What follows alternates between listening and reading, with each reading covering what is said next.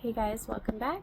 Today is December the 10th, and that means that we have 2 weeks until Christmas, and I have been hard at work getting projects done, and I thought I would just take a few minutes and show you what I have accomplished so far. If you're new here, my name is Sarah, and I am a wife and a mom of 8 children. My oldest is 20, my youngest is 7. And we are doing a pretty much mostly handmade Christmas this year by necessity.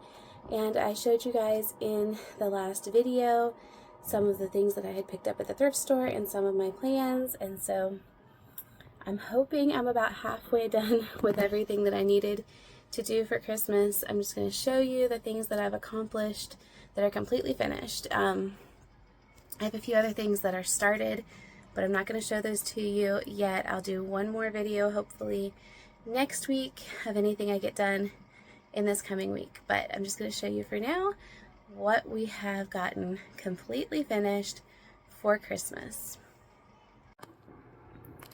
So before I bring out the rest of the stack, this quilt is something I just finished today. I showed you guys in the last video that I had all of the center squares done, and then I added this yellow satin and I did machine embroider some hearts on it, and yeah, they're done with a pen and traced over, but they're gonna be fine. This is just a sheet that I did the edging with, just folded it over on itself. And so that is a big project done literally and figuratively.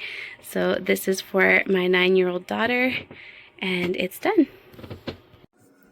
Okay, here are the other things that are completely done. I have a bag here. So this is for my aunt, and I did a Cricut design, and I also did the lettering in Cricut, and then I embroidered around it and cut it out with a piece of flannel behind it. So that is for her. I didn't buy any vinyl this year. This is all bits and pieces of things that I already had. So that one is for my aunt, and then I have 2 here that are the same. One for my grandma and one for my mom. And they both have the reverse applique with a heart, and then it says, "Grandchildren, fill the space in your heart you never knew was empty." And originally I thought about embroidering the grandkids' names around the heart. I'm not sure that's going to happen. For now, we're just going to leave them like this. So those 2 are done. I got this skirt done for my 17-year-old. It is a silky fabric, and it's funny, all these things that I've made, I've had like just enough fabric. Hardly anything left over, but we made it work. I didn't add pockets to this because it is so like drapey, but my favorite part is the bottom. So this is a skirt, it's called the Sandra skirt. I did buy the pattern for it on Cyber Monday, 20% off on Etsy. But I've already made 2 skirts with it. I have at least 2 more I'll make before Christmas. I think we're gonna use this one a lot. So yeah, it's an 10 gore skirt. So 10 pieces, so it's really full. And then this was just cut out of a tablecloth and then stitched onto the bottom. So the cool thing about this skirt is that all of the seams are enclosed. So the waistband seam is enclosed. It is French seams the whole way around. I did top stitch them because you really can't iron this to make them lay flat. But I got that one done. And then this one for my 9-year-old, the same skirt pattern.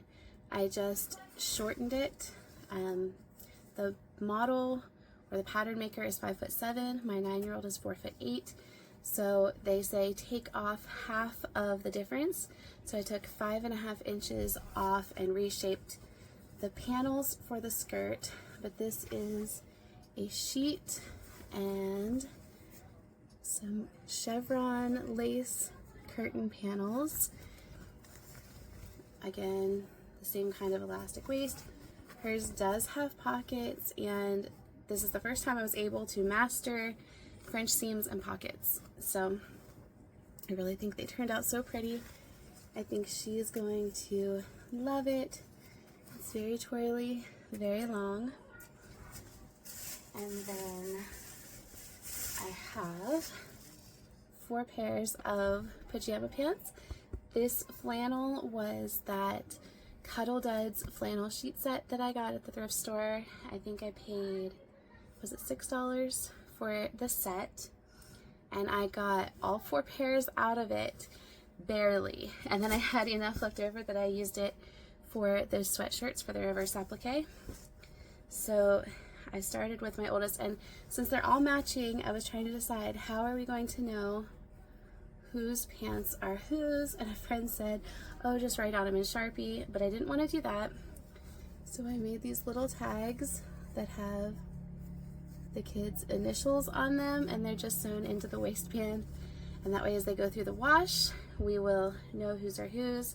I didn't do French seams or anything, it's just flannel, and I used my pinking shears, and it shouldn't come undone.